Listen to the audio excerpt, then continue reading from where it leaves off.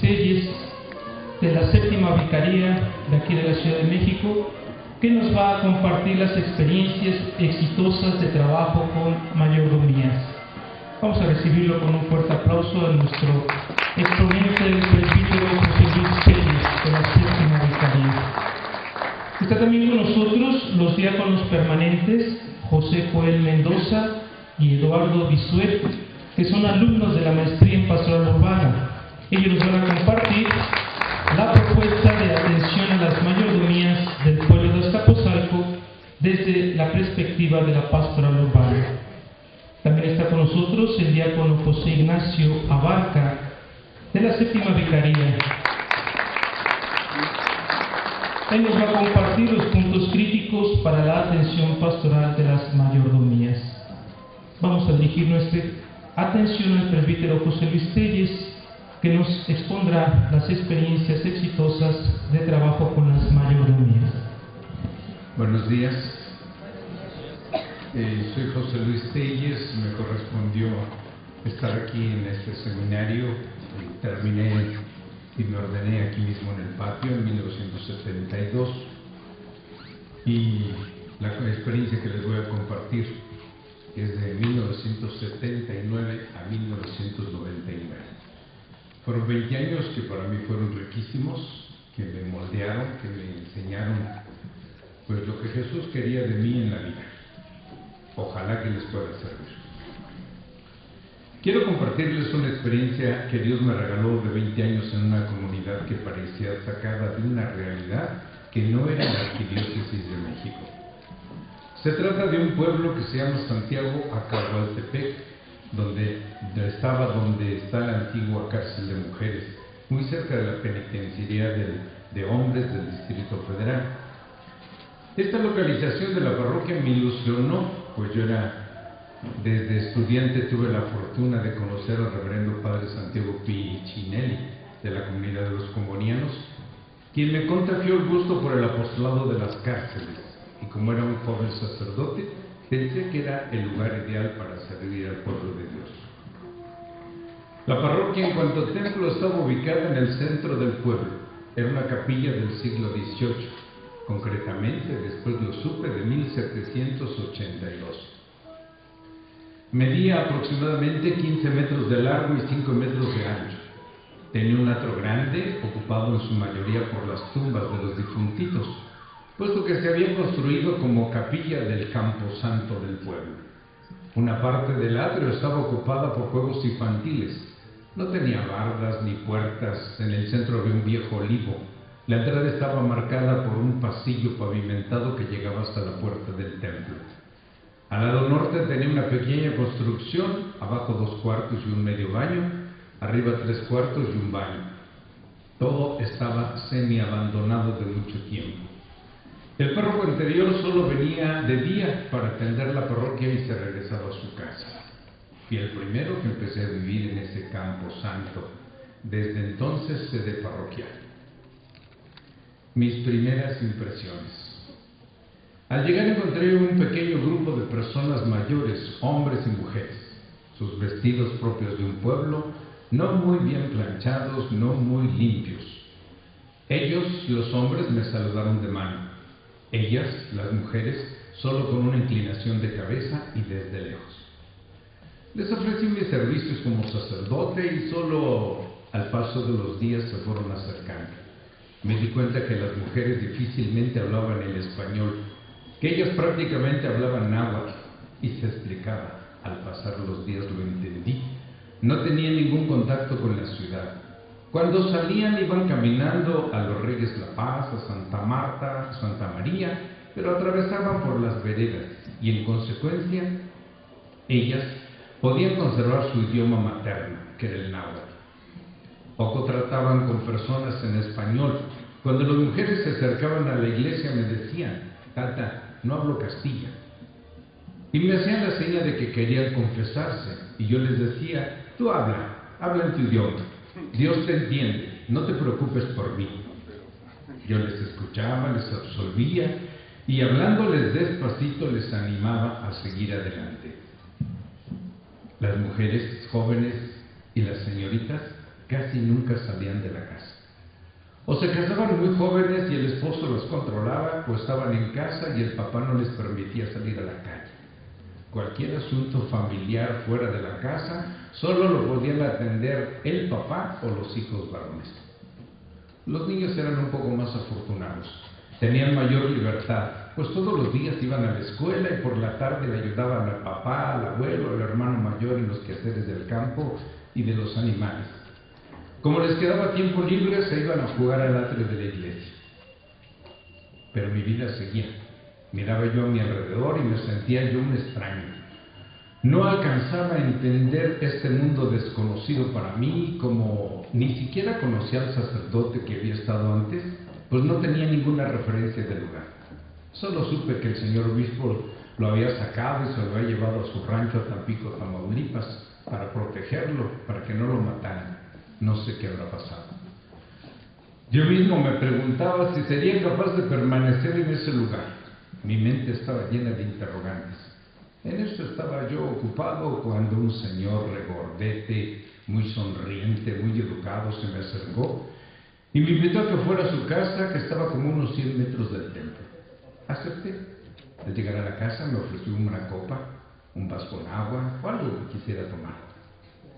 Llamó a su hija mayor, me la presentó y me dijo: se llama Tomasita, es maestra de historia en la secundaria y tiene el tiempo disponible para atender las llamadas que usted tenga de sus familiares, de sus amigos o del señor obispo.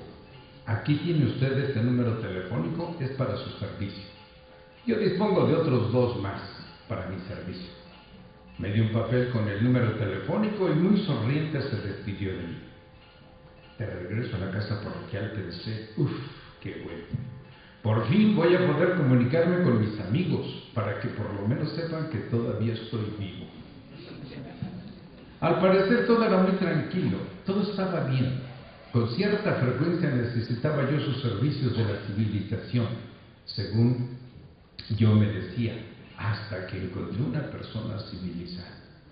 Todo iba sobre ruedas, pero más o menos a los 3 meses de que yo recibía y hacía mis llamadas puntuales, recibía mis recados y me sentía que estaba bien atendido, aquel mismo señor me dijo: padre, le espero en la noche a cenar. Tengo un pendiente y quiero platicarlo con usted. A la noche llegué puntual a la casa, me recibió muy atento, me invitó a unos tragos de whisky o un tequila, luego comimos o cenamos, mejor dicho, y después de platicar de muchos temas sin importancia, cuando yo ya me disponía a retirarme, me dijo: un momento, padrecito, quiero pedirle un favor. He escuchado su predicación, he platicado con los vecinos del pueblo y no estamos de acuerdo en la manera en que usted predica. Le vamos a pedir que no hable de esa forma, que la palabra de Dios no la traduzca, no la interprete para el bien del pueblo. El pueblo está molesto. ¿No cree usted que le tiene muy buena voluntad? Usted está inquietando al pueblo y puede usted meterse en un problema. Yo no quiero que usted vaya a tener un accidente. Me despedí. Me regresé a la casa parroquial. Pasé entre las tumbas de los muertos y antes de llegar a mi casa, a mi cama, me dije: José Luis, este señor es un cacique. Yo me lo repetí: es un cacique. No lo podía creer. Así que después de aceptar que me había llegado a controlar y que me estaba dando a tole con el dedo, decidí no volver a necesitar ni el teléfono, ni la secretaria, ni los whiskies, ni el tequila, ni nada que limitara mi actuar como sacerdote. Al domingo siguiente, en la reflexión del Evangelio de la misa, hablé sobre esta experiencia. Y en esa misma semana, un atardecer, me detuvieron los judiciales del Estado de México y con gran prepotencia me llevaron a pasear. No supe ni por dónde, porque me llevaban tirado debajo de sus pies en los asientos de atrás, entre los asientos de la patrulla. Me maltrataron, me amenazaron, me dijeron que me largara de ese pueblo porque la próxima vez no iba a salir vivo de ese paseo. No sé ni cómo regresé, pero regresé. Me dejaron por ahí abandonado, busqué ayuda, era de noche, todo estaba oscuro, pero Dios sabe cómo hace las cosas. Alguien me ayudó y regresé otra vez a Santiago. Me bañé, me cambié y dije, vaya, creo que vas por un buen camino. Amaneció, yo seguí mi vida en el pueblo. Me encontré con que cada vez se manifestaba más un grupo cerrado, lleno de tradiciones. Algunas de sus tradiciones no muy sanas. Por ejemplo, me di cuenta que cada familia tenía un brujo, un curandero. Lo traían de alguno de los pueblos vecinos. Primero dejaban morir a una persona antes de permitir que un médico, un doctor, viera a su mujer desnuda o a su hija desnuda. Oía yo los comentarios y lo mejor que decían del sacerdote era que era un mozo al que hay que pagarle y que se vaya. Nada parecía agradarle a estos vecinos del pueblo. Los brujos tenían la mayor autoridad. Al cacique le tenían miedo, pero no lo tenían respeto. Al pasar los días me empezaron a buscar para que fuera yo con los enfermos más graves. Al llegar me encontraba con que el curandero estaba haciendo sus ritos, sus invocaciones, y me pedían que yo echara el agua bendita para que la curación sanara a aquella persona enferma. Casi siempre se trataba de mujeres jóvenes o mayores. Los hombres tenían dinero y entonces ellos iban al doctor. Cuando alguno recibía la noticia de que era diabético, de que tenía cáncer o alguna enfermedad grave, lo que hacían era dedicarse a beber, a morir, hasta morirse. Y los más valientes se lo daban un balazo y todo acabó ahí. Mi opción ante la realidad. Decidí iniciar un proceso evangelizador.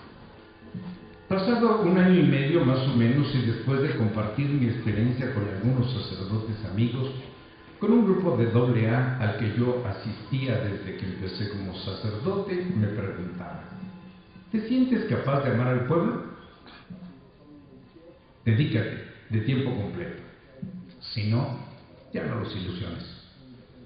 No interrumpas su vida. No les alteres su vida. Déjalos. Pide tu cambio. Es más cómodo. Al escuchar los comentarios tomé la decisión de iniciar un proceso evangelizador. En esta doble realidad, el pueblo y las colonias que se estaban formando alrededor del pueblo. Sentí que tenía la juventud, que tenía salud, que tenía un profundo deseo de realizarme como sacerdote a mi estilo, o mejor dicho, al estilo de los primeros misioneros. Así es que empecé una primera etapa: conocer el entorno físico de esta doble realidad, las colonias y el pueblo. La geografía. Vi que realmente yo era un turista en este mundo desconocido, pues necesitaba que me acompañaran. No sabía llegar a cada colonia, no conocía los callejones del pueblo.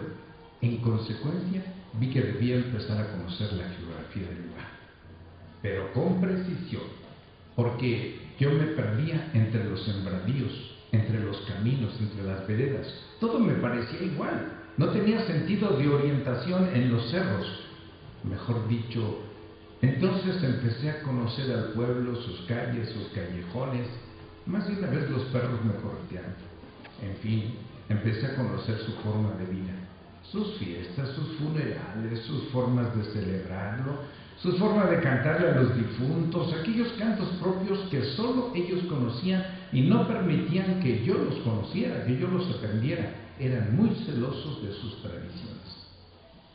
Tenía que conocer las colonias, sus nombres, su ubicación, los representantes de estas colonias, los caminos que llegaban, cómo se comunicaba una con otra, el camino real y sus pequeñas callecillas, sus pequeñas veredas, sus atajos. Era muy complejo, una distancia muy grande, todo era a pie. No existía una sola calle para poder llegar en un auto, en un coche. Así que había que conocer la flora y la fauna. Empecé a conocer las plantas y los animales del lugar. Empecé a conocer lo que cultivaban, el maíz, el frijol, la calabaza, a conocer sus procesos, la forma de trabajarlo, la forma de preparar el campo, la forma de deshiervar y todo aquello que significaba el trabajo de los campesinos que yo lo había conocido alguna vez de niño, aunque solo desde arriba del burro o del caballo de mi abuelo. Empecé a conocer las plantas silvestres, las que eran comestibles, las que eran medicinales, las que eran venenosas, las que eran peligrosas para la salud de las personas. Empecé a conocer los animales silvestres, los lugares para cazar conejos, tejones, tlacuaches, la parte de los empedrados, allá en el monte donde las víboras eran el principal peligro. Empecé a conocer los animales de labranza. Yo los conocía. Al fin y al cabo había nacido en un pequeño pueblo. Sabía que existían, pero no conocía para qué servía cada uno de los animales. Los bueyes, las mulas, los machos, los caballos, los burros. Unos servían para el arado y otros servían para cargar. Era un mundo nuevo. Conocí los animales domésticos. Yo me había criado en una pequeña casa, en un pueblo donde a las gallinas y a los guajolotes los cuidábamos para comérnoslo. Pero aquí, las gallinas, los guajolotes, los patos, las palomas, todo se veía desde el punto de vista económico. Era un sostén, una ayuda, un remedio para un caso urgente, para una enfermedad, para un accidente. Vendían todo y disponían del dinero. Era muy diferente a como era en mi pueblo.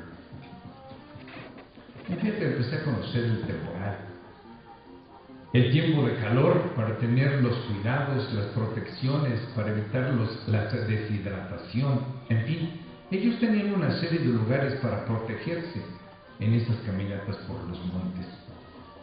El tiempo de lluvia, los refugios, las barrancas por donde bajaba el agua cuando llovía muy fuerte y eran muy peligrosas. Los lugares donde se formaban los jagüeyes, los bordos para el riego. Empecé a conocer los tiempos de aire que eran muy peligrosos porque arrastraban la tierra y toda la basura, todo el residuo de los sembradíos.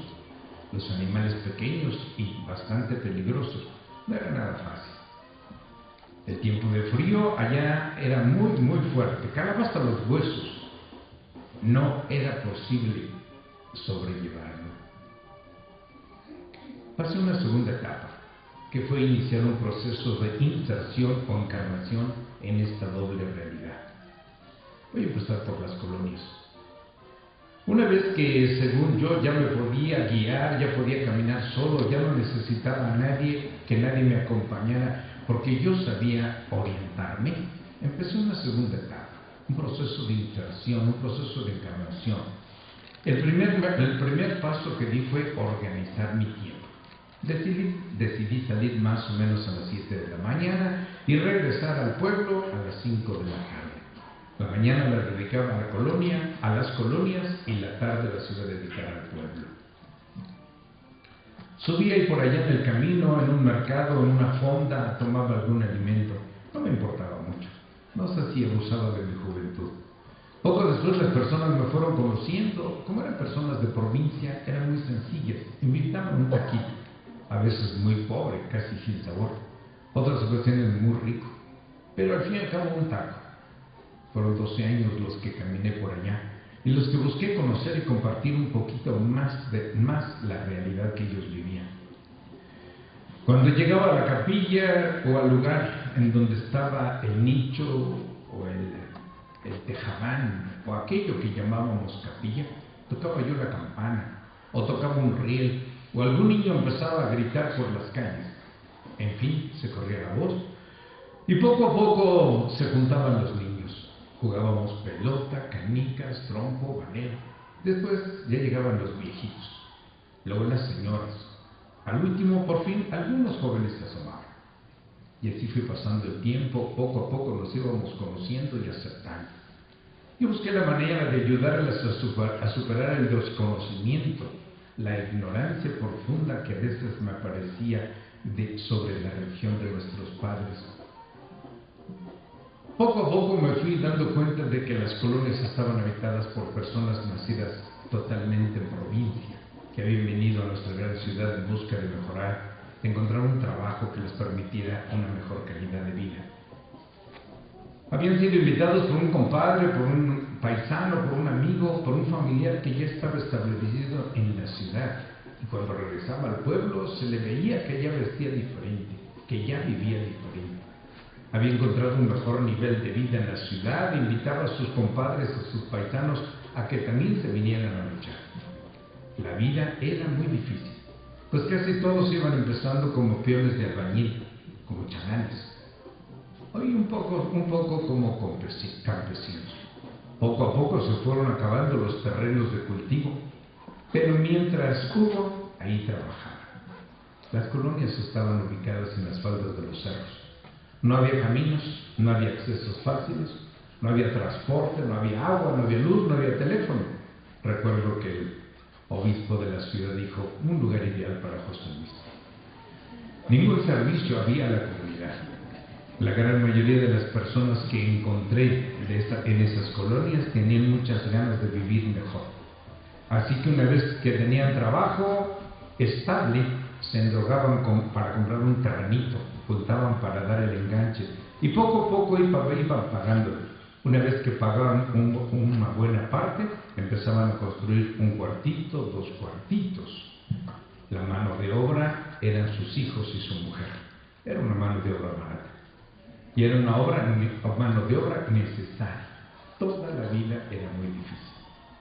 Los fraccionadores o los nativos de los pueblos vecinos, no solo de Santiago, donde yo vivía, sino de Santa María, de San Sebastián, de Santa Marta, tenían terrenos comunales, los vendían, se preocupaban de hacer una pequeña torre o poner unos palos o un riel con una campana. Decían que ese terreno iba a ser para la capilla y que en torno a la capilla se iban construyendo la colonia. Era muy difícil. Los fraccionadores les cambiaban el precio. Solo ellos tenían la libreta de los abonos. Si reclamaban, les mandaban a los judiciales a que los sacaran o que les sacaran dinero, o que los sacaran mordida, porque estaban construyendo sin permiso. Era una gran corrupción.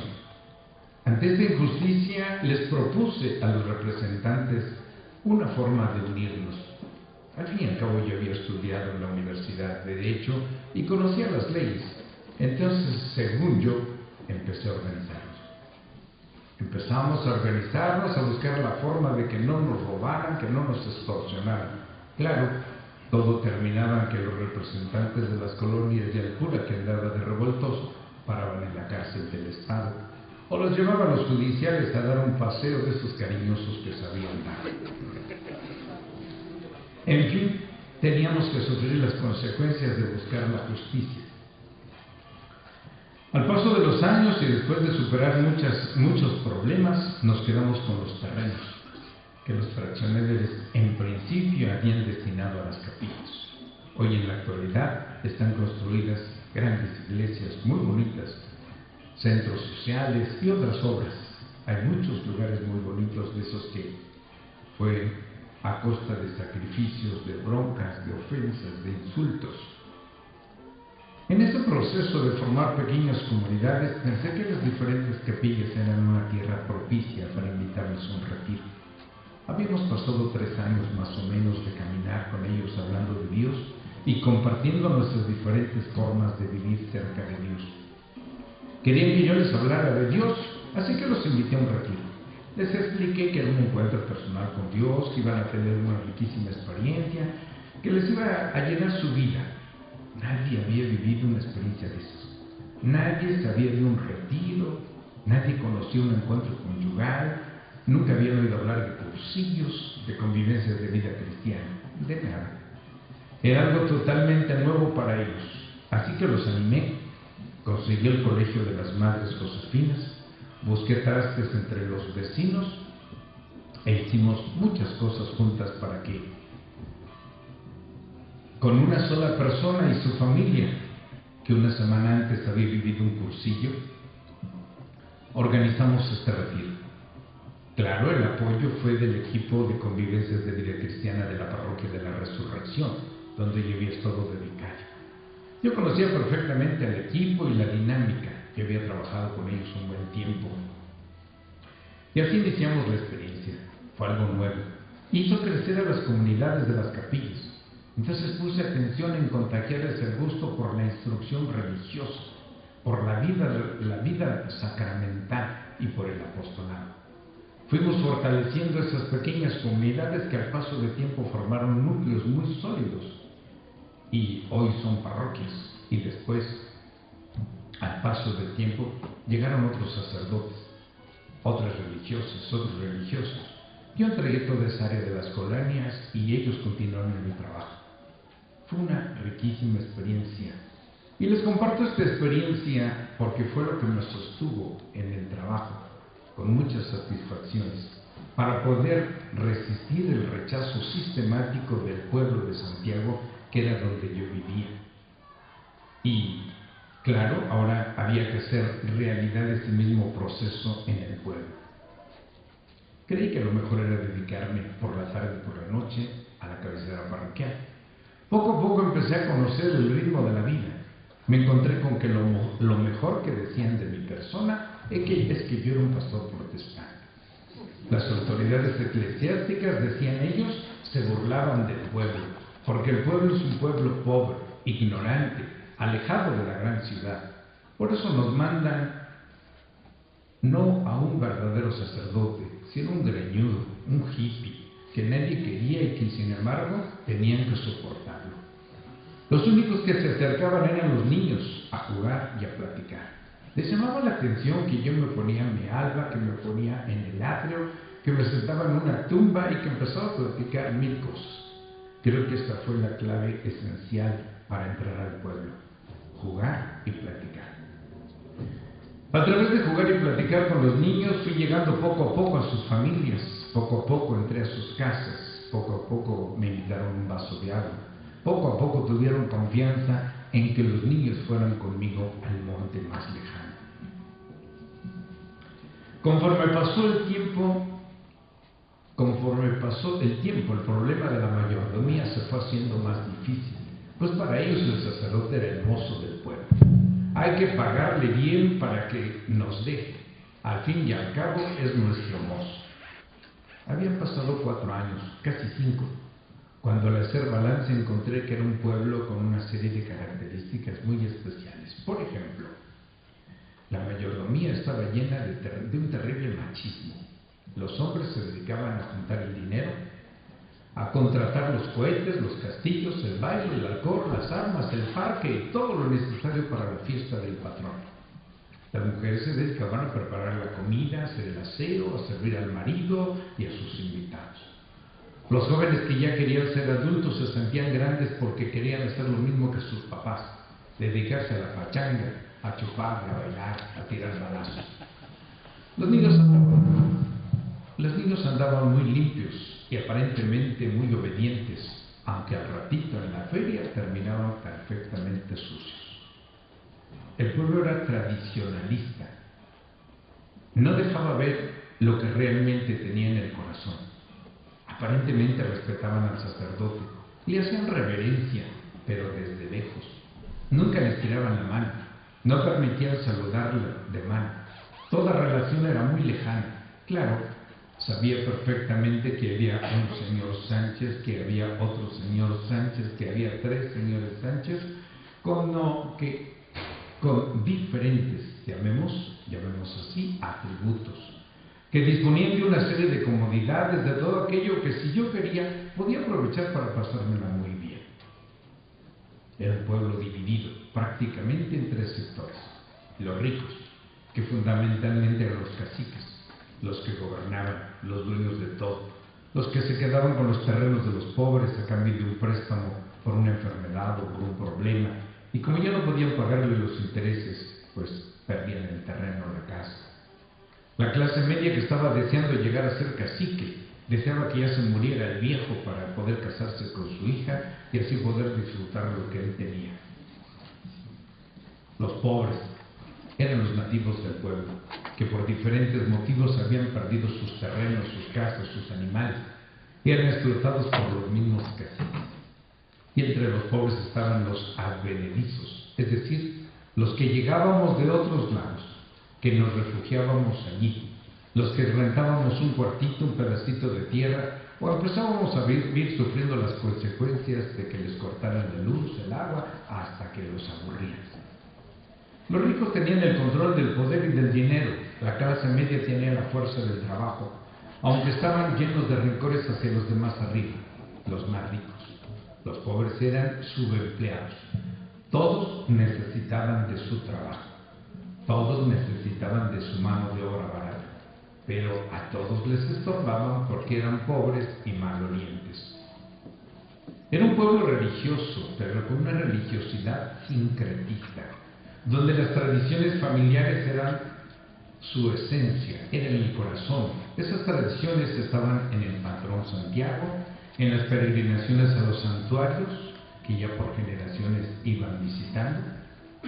Para cada lugar tenían una mayordomía, en donde hacían lo mismo que en el pueblo.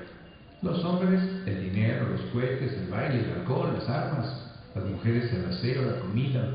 Los jóvenes ayudaban a los adultos para poder llegar a tener los mismos derechos. Los niños jugando y a veces medio platicando. Era un pueblo ignorante, un pueblo donde los adultos medio leían, medio escribían, hacían cuentas de memoria, pero difícilmente escribían los números. Los jóvenes solo habían hecho la primaria, uno que otro había llegado a la secundaria, pero realmente no les importaba. Su sueño era ser chofer como su papá, o sea, como su compadre, o como el vecino. Su sueño era poder ir al baile, llevar la pistola en la cintura, igual que su papá, igual que su abuelo, igual que su vecino. No tenía ningún otro horizonte. Las mujeres adultas prácticamente no sabían ni leer ni escribir. Las ancianas ni siquiera hablaban el español, menos leer y escribir. Por eso, pero eso sí, tenían una profunda fe. Las jóvenes, casi todas casadas o rejuntadas antes de los 16 años, apenas sí habían ido a la primaria y algunas ni siquiera la habían terminado. José Luis, disculpa que te interrumpa, estamos concluyendo el tiempo para que nos hagas favor de concluir. Gracias. Bien, me habían pasado ya 8 años en que había yo caminado con ellos compartiendo las buenas y las malas, y empezó un detalle, un pequeño signo que quisiera compartirles, además déjenme encontrar, mejor se los platico. Hubo una intervención, algo así yo le llamo providencial. A uno de los caciques se le declaró el cáncer y escogió la noche de los 15 años de su hija, y a la medianoche se subió al barandal de arriba. Abajo estaba todo el baile, estábamos todos los del pueblo ahí tomando un trago y conviviendo, y entonces él apagó la luz y dijo: hasta aquí vieron a fulano de tal, aquí se acabó todo. Cogió la pistola, se la metió en la boca y se dio el balazo enfrente de todos. Fue horroroso. A los pocos meses, a otro de los caciques se le declaró el cáncer en los huesos. Él era un hombre muy callado, muy tranquilo. Aceptó. Fue triste, fue muy doloroso, pero aceptó. Y después vino a los 2-3 meses un tercero, uno de los hombres más pobres que había conocido yo cuando llegué, pero que quién sabe cómo le pegó a la lotería, cómo le hizo. Era dueño ya después de 6, 8, 10 años de estar ahí con ellos, de una gran cantidad de propiedades, de unidades, de todo. Y entonces su mujer se fue con uno de sus choferes y él le dijo a sus amigos: ya no sirvo ni como hombre, mi mujer me cambió por otro más hombre que yo. Y desde ese momento tomó día y noche hasta que se murió. Estos 3 signos hicieron que el pueblo reaccionara. No podría decirles exactamente cómo, porque no estaba yo en su corazón, pero vi los efectos. Y empezaron ellos entonces a permitir que sus hijos, que ya tenían 16, 20 años, participaran en los retiros de los jóvenes. Las mujeres empezaron a ir, los mayores empezaron a asistir, y fue un proceso rapidísimo de unos 5 años, cuando la mayordomía cambió totalmente la cara. El pueblo se convirtió en un pueblo de hombres y de mujeres de frecuente vida sacramental, de un gusto por conocer la palabra de Dios y de un grandísimo, grandísimo respeto por la institución que llamamos la Iglesia Católica. Gracias.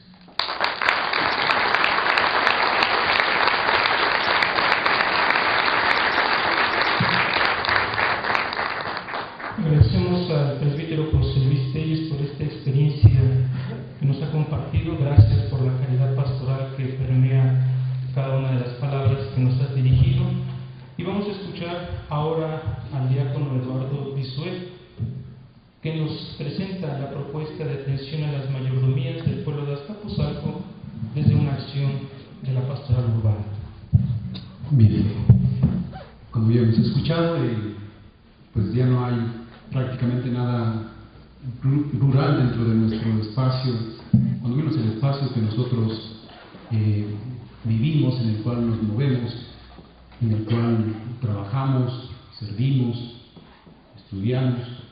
Pues justamente por eso es necesario no presentar una panacea, porque realmente, como lo dicen con la cuestión de los conflictos, con la cuestión de todas las situaciones de nuestra vida, pues algo así definitivo pues no existe.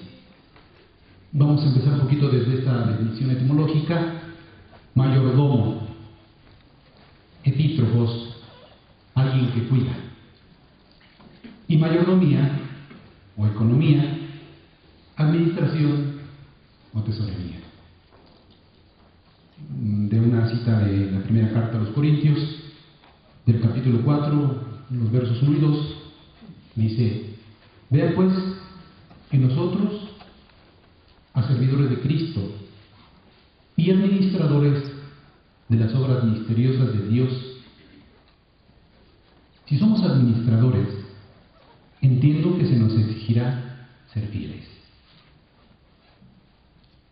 Ya hemos visto algunos aspectos de las mayordomías, pero repetimos un poco estos principios básicos. Primero, Dios es dueño y Señor de todo. Nosotros somos mayordomos de Dios, responsables de administrar las cosas que a Él le pertenecen. Tercero, Dios nos pedirá cuentas de todo lo que hemos hecho con todo lo que Él depositó en nuestras manos. ¿Qué alcances tienen las mayordomías? Bueno, basta haberlo escuchado para ver qué tan grande es el alcance que tiene la mayordomía, por ejemplo. Pero la mayordomía abarca todo, cuando está en el pueblo ya enraizado. Requiere de una inversión total del tiempo. Se necesita poner en ella todos los talentos, todos los dones, hasta hacer de este servicio un estilo de vida. Ya lo hemos escuchado, todo un estilo de vida. Hasta aquí esta teoría es magnífica, ya que va en relación con todo lo manifestado, dado que todas las mayordomías tienen este espíritu, o cuando menos todos los estudios antropológicos, sociológicos, no nos demuestran lo contrario, todas tienen este mismo espíritu. En realidad, la mayordomía ha funcionado a lo largo de la historia como un regulador social, y resaltando la importancia que otorga a la persona cada uno de los cargos. Es importante en la comunidad llegar a ser mayordomo, ¿verdad? De hecho, en algunos casos, pues ese es el ideal a alcanzar. Esta forma de organización social se adhiere a la cultura prehispánica y se extiende por todo Mesoamérica, que vive sus propios rituales en forma paralela con la fe que se va imponiendo. Por un lado, en general, los pueblos tienen sus ritos, y por el otro, díganos, por ejemplo, los sistemas de cabecera de catequesis. Por un lado, rindiendo culto a sus deidades, y por el otro, a la cruz, a la Virgen, a los santos. Y en la realidad, El servicio es como una parte del ejercicio del poder,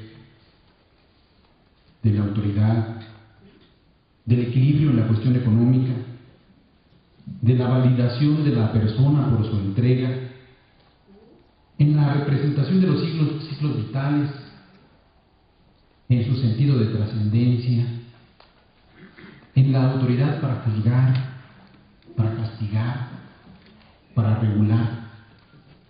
De aquí que el cargo sea una carga que implica todos estos aspectos. El crecimiento urbano ha ido transformando todas estas realidades y con estas transformaciones ha menguado el poder que tenían estos sistemas de organización.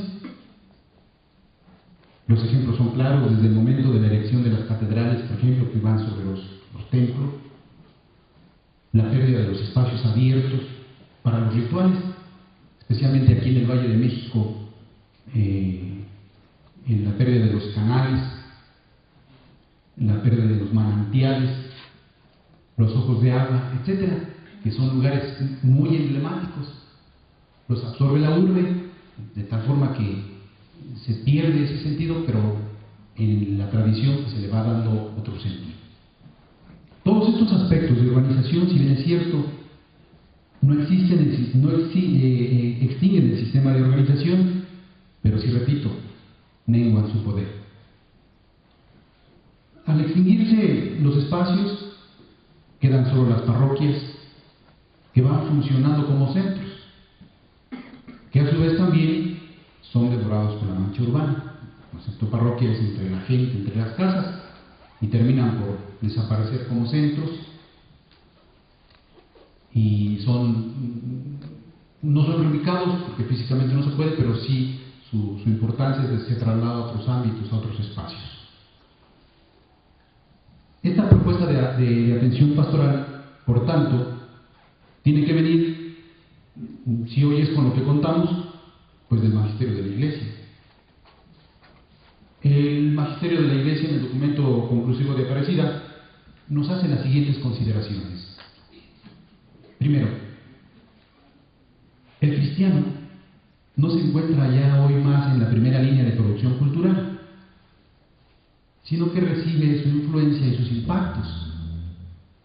Es solamente receptor de esta cultura, con todo lo que ella trae.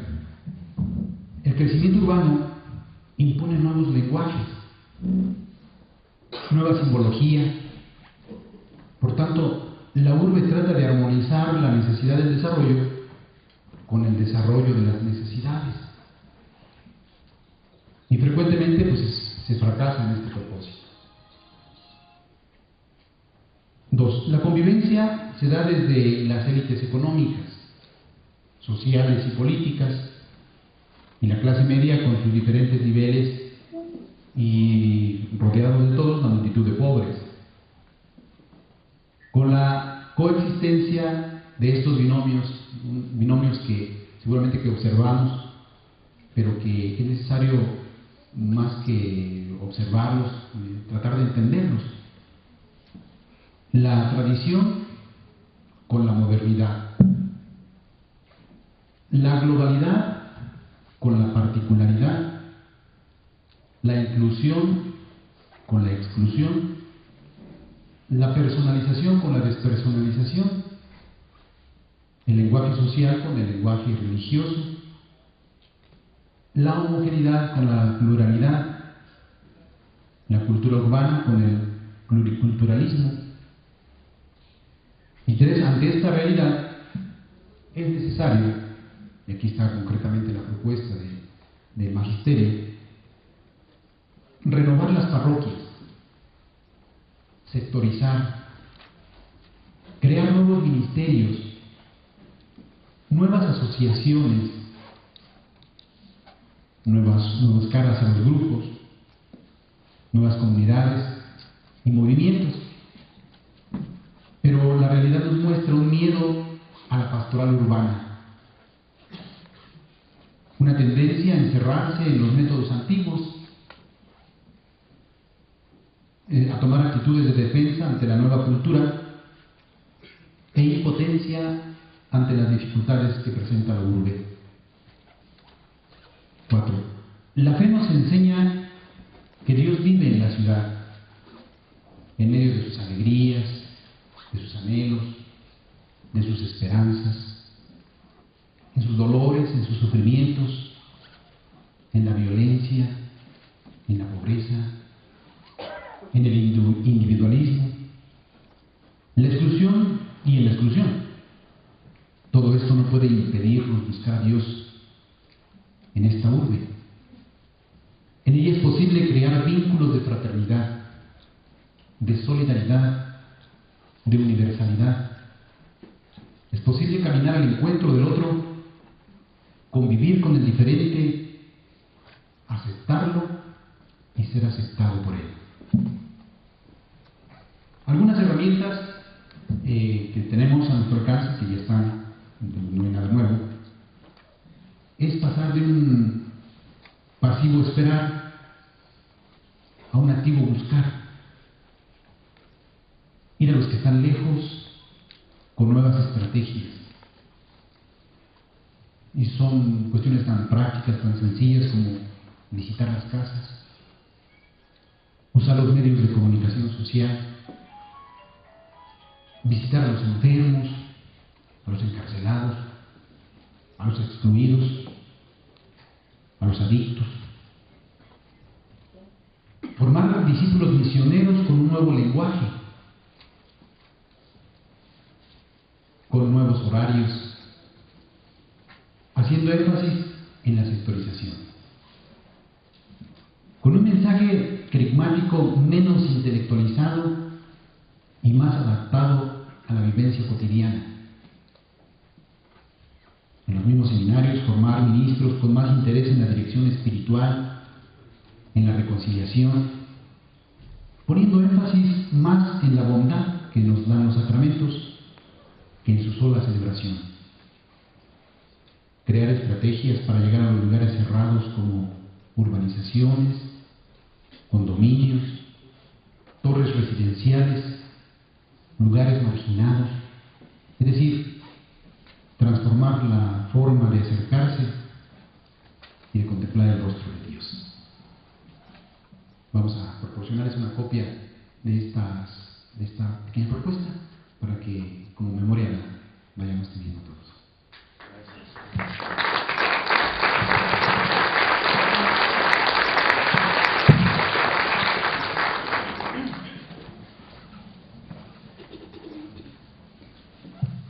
Agradecemos al diácono Eduardo Bisuet por esta propuesta de atención a las mayordomías del pueblo de Azcapotzalco desde una visión de la labor de la pastoral urbana. Ahora vamos a ceder la palabra al diácono José Ignacio Abarca, que nos va a compartir los puntos críticos para la atención pastoral de las mayordomías.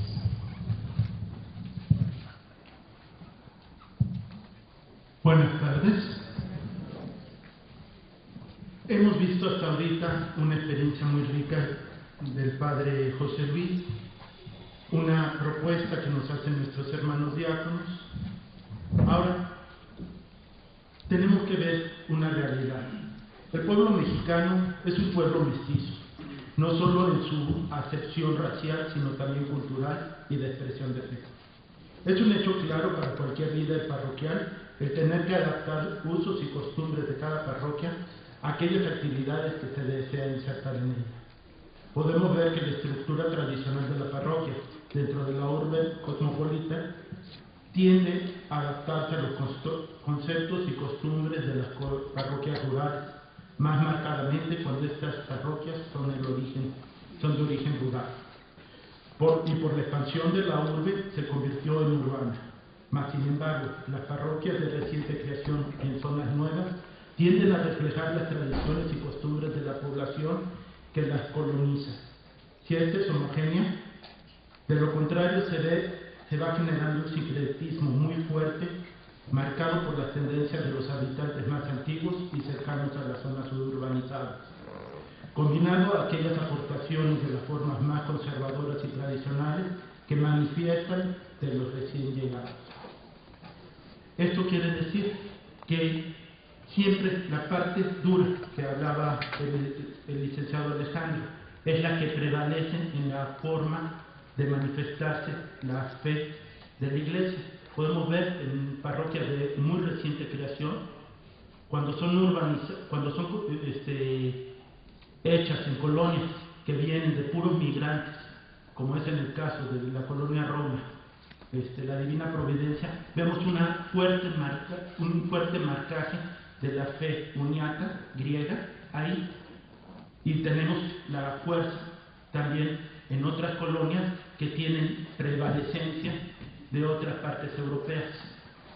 Por otra parte, vemos en colonias de la sexta vicaría o de la séptima vicaría, donde hay conflictos étnicos que poco sabemos ya después de muchos siglos que se siguen manifestando. Uno de los casos, Santa Rosa de Lima, que tenemos por un lado la parroquia de la capilla de Nuestra Señora de Magdalena, que es de Iztacalco, y la colonia Nueva Rosita, que es de Iztapalapa, y era una zona de mucho conflicto cuando llegaron los españoles, y ese conflicto se sigue manifestando simplemente en la forma que se sientan las personas dentro de la misma parroquia, que de un lado se sienta la gente de Iztacalco y de la otra parte se sientan las personas de Iztapalapa.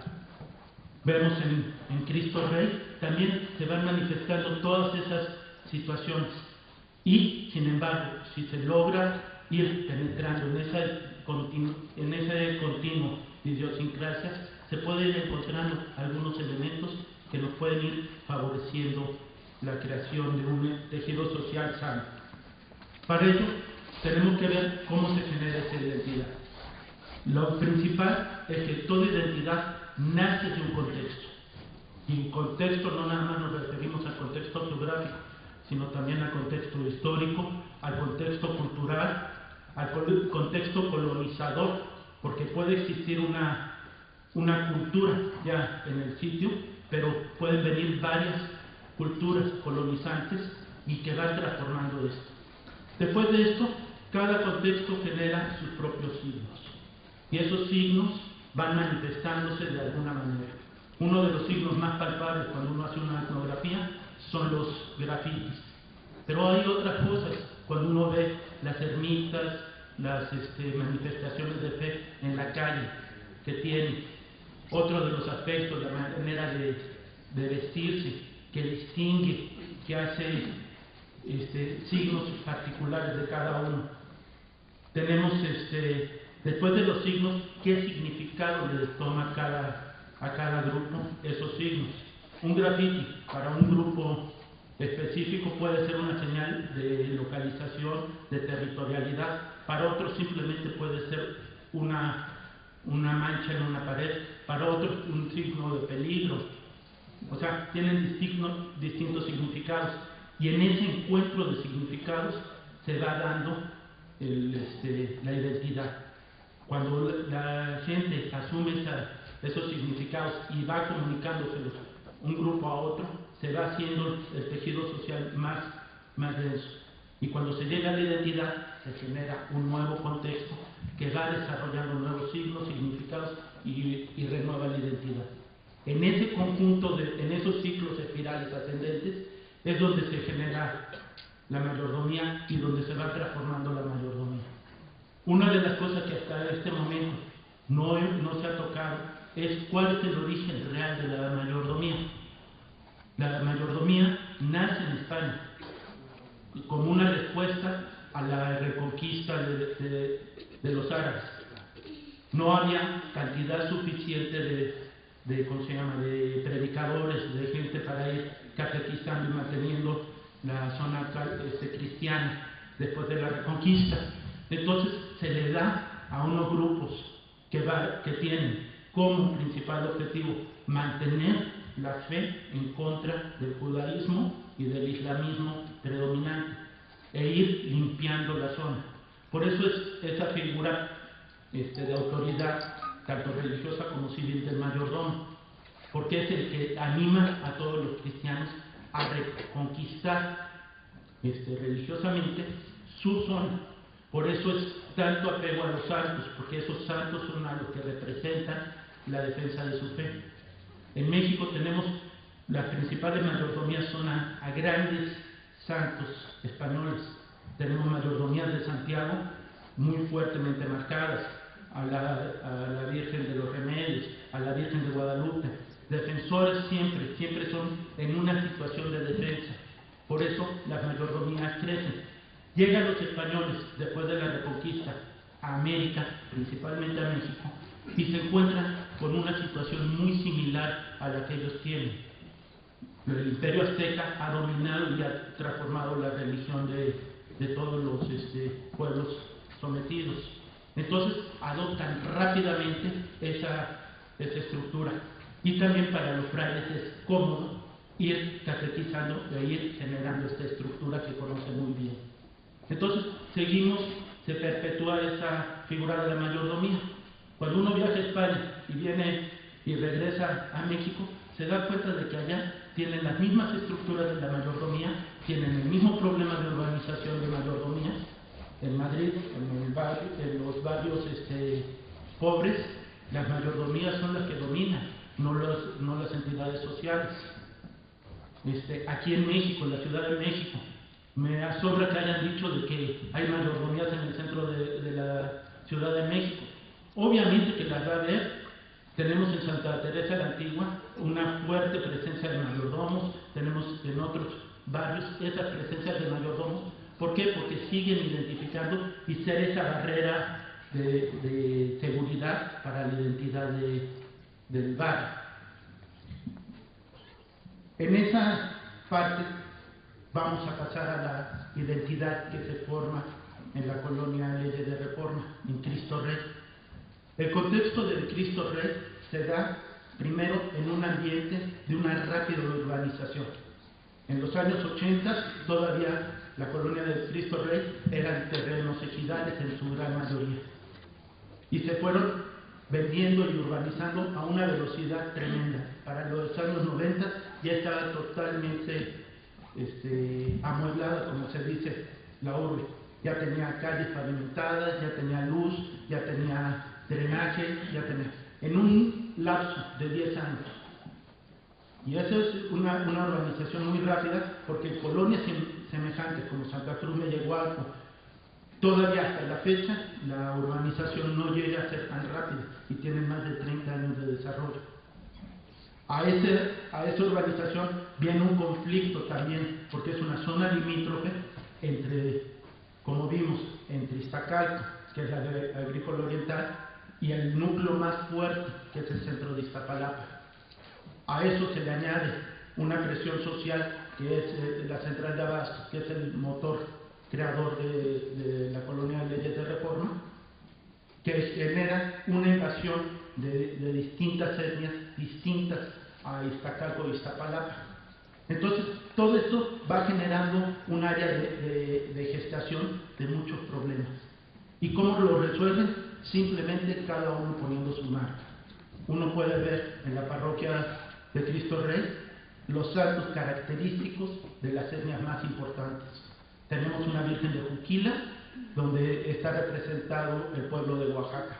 Y lo ve uno que los oaxaqueños hacen todo por mantener esa Virgen de Juquila siempre en un lugar preponderante. Una anécdota que a mí me sucedió en una cuaresma, pues yo venía de saber que todos los santos se les ponía un capelo morado y se les escondía durante en el tiempo de cuaresma. Se me ocurrió hacérselo a la Virgen de Juquila y casi me sacan a balazos de ahí. Si no hubiera sido por el padre José Luis que me dijo, ay, ya como barba, ya vas a tener que ponerte de acuerdo con los señores para que quitar esa profanación. Y así uno va descubriendo esos fenómenos culturales que después se convierten en verdaderos mayordomos. Y el mayordomo principal, que es el de Cristo Rey, sí es un mayordomo rotativo, pero principalmente se da el caso de que cada cierto tiempo le toca a alguien de la representación de Iztacalco. Son varios de Iztapalapa y de repente le toca a uno de Iztacalco. Claro, le hace la vida miserable, pero de Iztacalco. Como ahorita tenemos un representante de Iztacalco y verdaderamente yo no quisiera estar en su papel. Nada más es un criticadero para todo. pero sí es un elemento de identidad el mayordomo, y el mayordomo es el detonador de nuevos contextos, de nuevas situaciones, y es el que permite, va dejando permear esa modernidad a la cultura del lugar. Pese a que es una zona muy moderna, la gente le gusta ir a un paso adecuado. Nosotros lo vemos, ahorita estamos recorriendo la colonia, como les dijo Alejandro, tenemos 56 días antes del día 20 de noviembre para recorrer calle por calle, y en cada calle nos dan una nueva forma de ver cómo se hace la celebración para el lugar de Cristo Rey, cómo lo reciben y cómo lo entregan. Y cada uno de ellos lo presenta ante el mayordomo, que para ellos es la autoridad que negocia entre lo civil y entre lo religioso.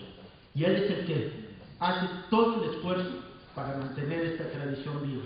Claro, obviamente apoyado por una parte por la delegación y por otra parte por la parte representativa de la iglesia. Y él es el que negocia, el que maneja todo eso.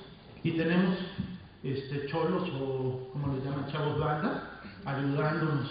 Tenemos gente muy tradicionalista, tenemos gente muy modernista, jóvenes empresarios, jóvenes ¿cómo se llama?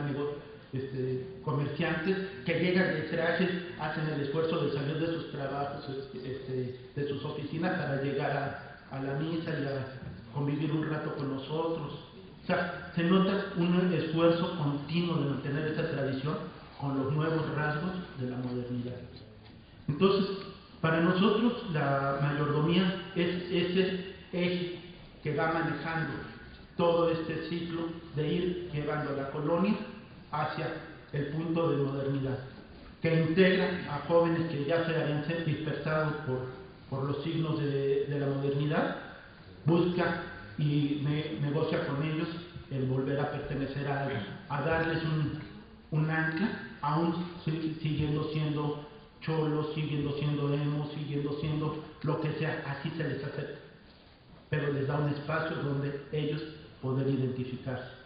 Igual a los viejos que ya andan, que se maravillan hasta del lenguaje que se emplea para dar homilías, también en eso se les da un espacio para que expresen, digan y tengan un espacio donde manifestarse. Por eso también es bueno tener 56 días para que en cada uno de esos espacios tengamos un lugar donde se manifieste todo eso.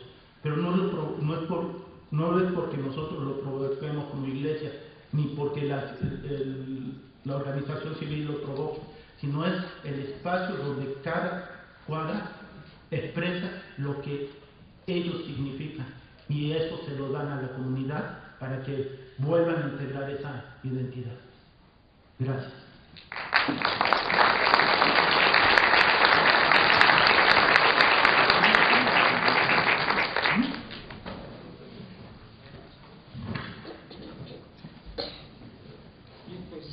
Agradecemos a todos y cada uno de los integrantes de esta mesa que ha expresado la atención pastoral de las mayordomías, desde la experiencia del padre José Luis, que nos hablaba de la necesidad de un proceso de evangelización, de injertarnos o de vivir la cultura del lugar a donde somos enviados.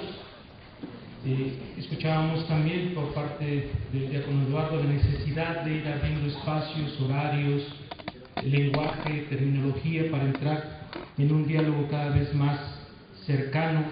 Y finalmente escuchamos de parte del diácono José Ignacio Abarca estos puntos críticos en esta defensa de la fe en la cual coincidimos las partes, para irnos encaminando a una necesidad de tener la caridad en cada una de las partes como ese vínculo de diálogo, de armonía, de puntos en común que nos lleve a vivir, a defender y a extender a través de la presencia testimonial de cada uno de nosotros esta fe que hemos recibido de manera gratuita y maravillosa por parte de nuestro Señor, de nuestro Dios. Abrimos el espacio para las preguntas. Les pedimos que cada pregunta vaya dirigida concretamente a uno de los integrantes de la mesa y que podamos enriquecer lo que hemos escuchado con sus inquietudes o con sus puntos de vista.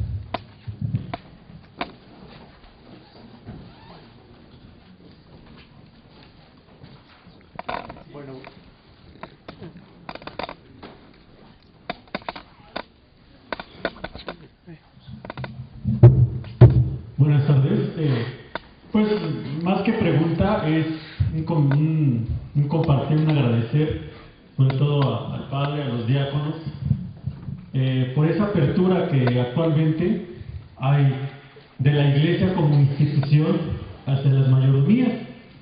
Yo pertenezco a una mayordomía y mi experiencia en los primeros años y por años siguientes fue muy negativa con la iglesia, con los sacerdotes, ¿no? Porque siempre nos pusieron, no nos pusieron topes, sino nos construyeron barras altas para no pasar, ¿no? Durante 15 años tuvimos que estar ahí negociando, ¿verdad? Nuestra actividad y la actividad pastoral de los sacerdotes. Hoy, gracias a Dios, pues como que es dar vuelta no a la hoja, sino a un capítulo y comenzar uno nuevo. Afortunadamente hoy ya hay más apertura hacia las mayordomías para que podamos ejercer nuestro campo de acción.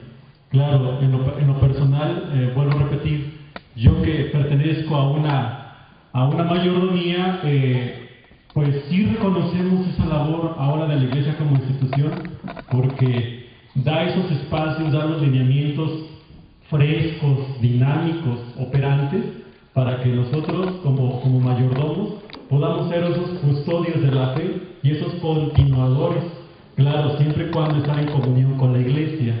Ese es también un papel muy importante, y dejar bien claro, ¿no?, que la atención pastoral a las mayordomías era urgente en esta ciudad, urgentísimo, para no seguir creando más conflictos y no soluciones, ¿no? Entonces, vaya pues mi felicitación a los sacerdotes, a los diáconos y a toda la Iglesia como institución por esta nueva apertura y ahora por estos ciclos que se están abriendo a todas las mayordomías. Gracias.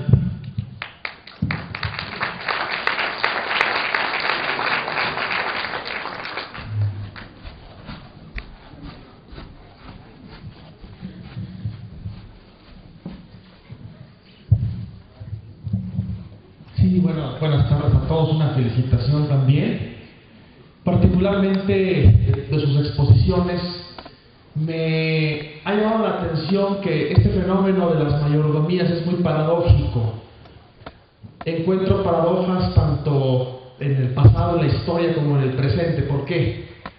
Por una razón que comentaban. En el pasado, efectivamente, la mayordomía es una institución española, es una institución sobre todo del sur de España, donde tuvo lugar con mayor fuerza la reconquista y los últimos reductos árabes. Sin embargo, una institución española llega a México y, paradójicamente, se convierte, sobre todo para los pueblos indígenas, en una tabla de salvación de su identidad cultural. Sí, eso es una cosa muy interesante de la mayordomía, cómo se convierte, cómo se inculturiza, ¿no? Pero actualmente yo quisiera que también, a ver, el diácono José Luis Abarca, ¿verdad? José Ignacio, perdón, diácono. Hay una cuestión que tú mencionaste que me llama mucho la atención, que es en el presente, una institución aparentemente tradicional como una mayordomía, se está presentando también como un medio de inclusión y de pertenencia de a lo mejor de grupos urbanos o de tribus urbanas que a lo mejor se sienten desplazados y que están encontrando a lo mejor en estas manifestaciones un punto de contacto. No sé si tú nos pudieras un poquito hablar de eso, pero me llama la atención por la experiencia que tú has contado. Muchas gracias.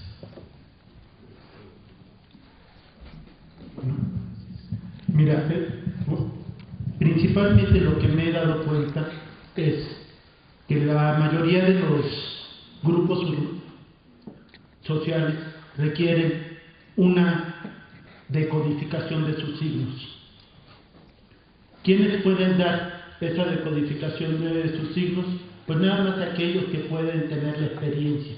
aquellos que atesoran la experiencia. Sí es cierto, salimos a encontrar nuevos signos, salimos a buscar nuevos horizontes, pero cuando tenemos esos horizontes empiezan signos que nos empiezan a conflictuar. Entonces tenemos que recurrir a alguien que nos los diga, alguien que nos vuelva a hacer entendibles esos signos en donde vivimos. Es cierto, los cholos, los chavos banda, los emos, los darquetos, los skaters que hay en esta colonia, fueron tras los signos nuevos que tenían, pero cuando requirieron ellos mismos consolidar y tener un significado para ellos que les validara su existencia, en ese momento tienen que recurrir a la parte tradicional y no se van al límite inmediato que tienen, porque ellos no le pueden traducir esos signos, sino se van hasta lo más tradicional, que son las mayordomías, la gente con mucha consolidación en esto, y ellos, cosa contraria a lo que se podría pensar, en lugar de decir rechazarlos, y les van dando una razón de ser como rebeldía, y después ellos mismos van acercándose para mostrarles que no es una rebeldía, sino un nuevo signo dentro de su contexto, y se van negociando los significados hasta que vuelvan a generar una nueva identidad. Y esa identidad genera un nuevo contexto que vuelve a generar signos y todo eso. O sea, ese ciclo es ininterrumpido y además es una espiral ascendente. O sea, va construyendo identidad. Claro, se rompió por la velocidad en que desaparecieron los signos, pero ya está volviendo otra vez a resignificarse, a resimbolizarse, y va volviendo a aparecer todos esos signos de identidad.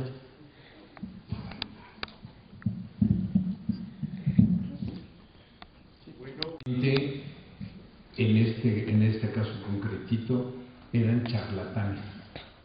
Si con el tiempo los pude tratar, los pude conocer, eran gente que iba por dinero a cambio de una cantidad de aquí. No eran realmente aquellos médicos, naturistas, etcétera. Y yo estuve en sus ritos, jamás hubo un algo que le permitiera al enfermo tener algún signo de vida. Segundo, a mí me importó muchísimo el área de conocer la cultura, y estuve buscando la forma de estudiar antropología social, porque no entendía yo muchas cosas, dadas las circunstancias que me tocó vivir. Lástima que esto es muy breve.